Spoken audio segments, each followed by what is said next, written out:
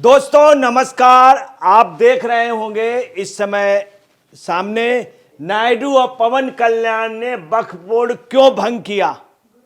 बड़ी खबर ये चल रही है, क्यों भंग किया और इससे ओवैसी व विपक्ष जो है वो घबरा गए हैं।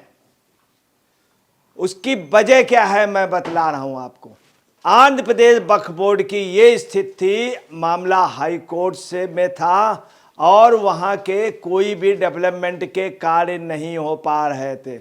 वहाँ के पूर्व बोर्ड के लोगों ने, वक्फ बोर्ड के मेंबरों ने गलत ढंग से नियुक्तियां कर ली थी। तमाम गलत उन लोगों ने पैसे का लेन देन व जमीनों पे हेरा फेरी की थी। पूर्व के जो राजनीतिक लोग थे उनका पूरा एक गठबंधन था जो ये सब कर रहा था, जिसकी वजह से वक्फ बोर्ड का सभी क्रियाकलाप बंद थे, कोई डेवलपमेंट का काम नहीं हो रहा था। दीन और मुस्लिम समाज के किसी भी उसकी बेहतरी के लिए सारा कार्य ठप था। आंध्र प्रदेश की मौजूदा गवर्नमेंट नायडू और पवन कल्याण ने उसको भंग कर दिया। यदि भंग ना करते तो आपको बता रहे हैं उससे वहाँ के अल्पसंख्यकों का बहुत नुकसान था। इस बात का समर्थन वहाँ के मुस्लिम इदारों ने, वहाँ के अल्पसंख्यक मंत्री ने व तमाम दानिशवरों ने किया है। परंतु वहीं पे वक्फ बोर्ड के नाम पे जो कमाई कर रहे थे तमाम नेता, और जिसमें आपको बतला रहे हैं खास तौर से कांग्रेस व वाईएसआरसीपी के, इन सब के चेहरे लटक गए हैं। आपको ये भी बतला दें, चंद्रबाबू नायडू और पवन कल्याण की सर्जिकल स्ट्राइक आंध्र प्रदेश सरकार ने वक्फ बोर्ड को भंग कर दिया। बाकायदे सरकार ने, आंध्र प्रदेश की सरकार ने और पवन कल्याण और नायडू ने के संयुक्त प्रयासों से, ये देखिए अल्पसंख्यक कल्याण आईडीएम विभाग, बाकायदे अधिसूचना आदेश जारी हुआ, गजट जारी हुआ, अधिसूचना आदेश जारी हुआ, जिसमें स्पष्ट रूप से कहा गया कि माननीय उच्च न्यायालय ने आंध्र प्रदेश के वक्फ बोर्ड के अध्यक्ष के चुनाव पर रोक लगा दी थी तथा तमाम उनके कार्यकलाप बंद थे और गतिविधियां नहीं हो पा रही थी। वक्फ बोर्ड पे आम लोगों का, अल्पसंख्यकों का हित बिल्कुल नहीं हो पा रहा था। इसलिए इस संदर्भ में मुख्य कार्यकारी अधिकारी आंध्र प्रदेश राज्य वक्फ बोर्ड विजय बाला सरकार का ध्यान बोर्ड के लंबे समय से काम न करने तथा मुकदमों को उलझाने और प्रशासनिक शून्यता को रोकने के लिए GOM संख्या 47 मतलब गवर्नमेंट ऑर्डर 47 में वैधता पर सवाल उठाने पर रिट याचिकाओं के लंबित होने की ओर याद दिलाया। आपको बतला दें कि जानबूझ करके वहाँ के मामले लंबित किए जा रहे थे ताकि जो मौजूदा लोग थे वो अपने ढंग से कार्य कर सकें। यही नहीं, इसके अलावा आपको बता दें तमाम अपॉइंटमेंट किए गए थे जो गलत ढंग से किए गए थे, वो लोग कोर्ट चले गए। तो गतिविधियां कोई भी अल्पसंख्यक का डेवलपमेंट का कुछ भी नहीं हो, विकास नहीं हो पा रहा था। इस कारण आंध्र प्रदेश की सरकार ने भंग कर दिया। भंग करने से अब क्या है, अल्पसंख्यक अब नया गठन होगा। और आपको बता दें इन सब के साथ ही सबसे अच्छी जो बात हुई है वो ये है कि जियो 47 जो था वो भंग किया गया और जियो 75 लाया गया। आपको बता दें जियो 75 जो है वो अल्पसंख्यक के कई दानिशवरों का, उनका बैठ करके विचार करके उनके डेवलपमेंट के लिए ये एक नया जियो आया है, जियो 75, जिससे अल्पसंख्यकों का वास्तविक विकास होगा। पर और उस खास तौर से महिलाओं, बच्चों और जो बुजुर्ग अल्पसंख्यक हैं इनके हितों की इसमें देखभाल होगी और उनकी बेहतरी के लिए काम किया जाएगा मुकम्मल अंदाज पे। वहीं आपको बता रहे हैं कि अभी तक जो थे वक्फ बोर्ड के कार्य थे उनका काम था ज़मीनें कब्जा करना और बड़े लोगों का, खास तौर से उसमें जो लोग थे वो खास तौर से कुछ राजनीतिक दलों से ताल्लुक़ रखते थे। आंध्र प्रदेश में भी यही पोजीशन थी कि वाईएसआरसीपी व कांग्रेस के लोग ही इसमें हावी थे और यही अपने हिसाब से, अपने अंदाज से हर काम कराते थे। जिससे बहुत अनियमितताएं थी। इन्हीं के द्वारा अपॉइंटमेंट किए गए थे जो फर्जी अपॉइंटमेंट थे। तो ये जो आपको ये भी बता दें, 21 अक्टूबर 2023 को भी हाई कोर्ट ने बाकायदे हाई कोर्ट पे ये मामला गया था, बाकायदे हाई कोर्ट ने आदेश किए थे। कानूनी विवाद था, नियुक्तियों पे भी थी, तमाम उस पे विवाद की वजह से ये एक बहुत अच्छा कार्य हुआ। और ओवैसी की रणनीति, ओवैसी रहने वाले तेलंगाना के बगैर आंध्र में इतनी दखल थी कि तमाम इदारों पे, तमाम वहाँ पे तुलवा पे उनकी सीधे दखल थी। अब आपको बता रहे हैं कि ओवैसी इस तरह पूरे देश में बगैर किसी कानून के उसके इनकी हर जगह दखलंदाजी थी और हर जगह इनके लोग थे जो अनियमितताओं में लगे थे, उनको बहुत बड़ा झटका लगा। अब आप अंदाज यहाँ से लगा सकते हैं, मोहम्मद रोहितुल्लाह, आपने नाम सुना होगा, MLC थे, ये वहाँ की सियासत में बहुत बड़ी दखलंदाजी करते थे और बहुत बड़े पैरोकार थे इंडी गठबंधन के। इंडी गठबंधन खास तौर से राहुल वगैरह सब लोगों की YSRCP की ये रैलियां अरेंज कराते थे और इनके ऊपर बहुत आरोप थे।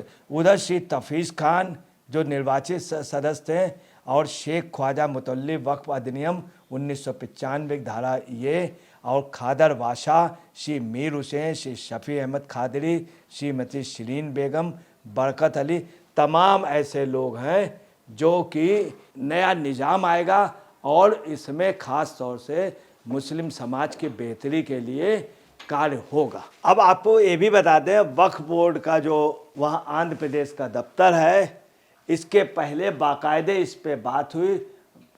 आम मुस्लिम को ये बहुत अच्छा लगा और ये इसका सम्मान भी किया, चूँकि जियो 47 को भंग किया गया है और जियो 75 लाया गया।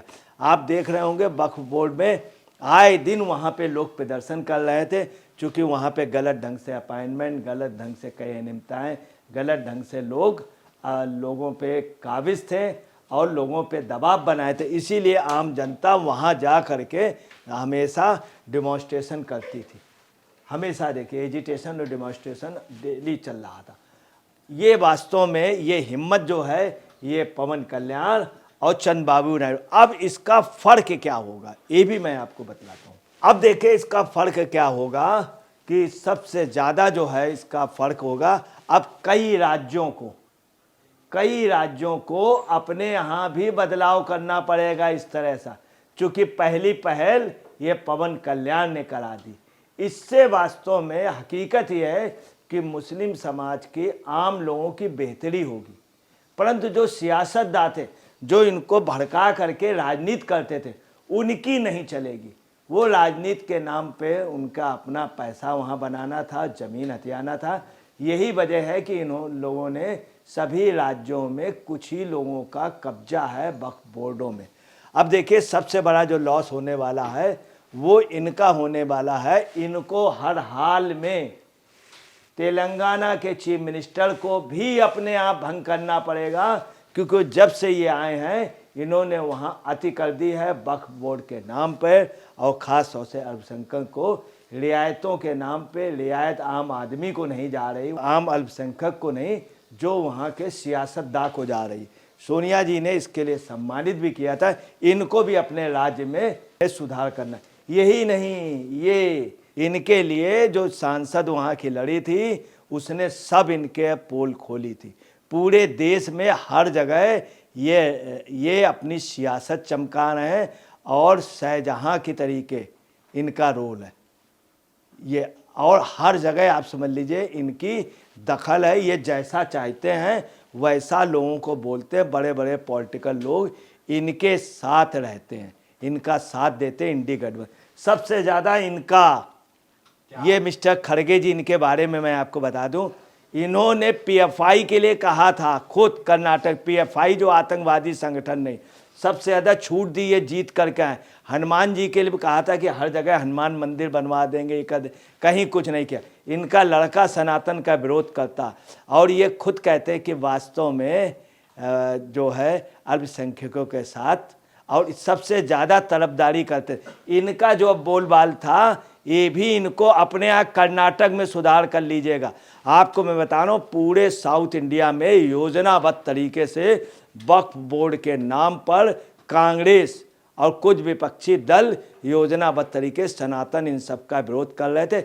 इसीलिए केरल में वक्फ बोर्ड को बहुत अधिक अधिकार कांग्रेस ने दिए हैं, कई ज़मीनें वक्फ बोर्ड के नाम करा दी। इसीलिए राहुल गांधी वहाँ लड़ने गए थे, फिर अपनी बहन जी को वहाँ से लड़वाया और जीत करके रहने वाली कश्मीर की, कश्मीर से नहीं लड़ी, वरना कश्मीर का एक एक बच्चा उनको वोट देता। चूँकि जहाँ का दाना पानी है, जहाँ की मिट्टी है, वहाँ को लोगों को नहीं भूलना, मगर सिर्फ किस लिए, इसे सबसे ज़्यादा स्थिति अब इनकी होगी।